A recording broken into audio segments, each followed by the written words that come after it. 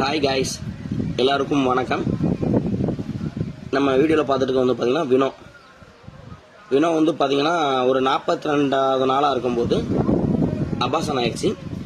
எதுக்காக இந்த பதிவு நம்ம போடுறோம்னா, நம்மளோட கஸ்டமர் நிறைய பேர் கேட்டிருந்தாங்க, ஏன் ரொம்ப குட்டி கொடுக்க ரொம்ப டிலே பண்ணுவீங்கன்னு.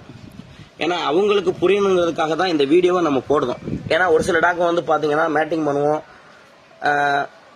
செனை பிடிக்காது.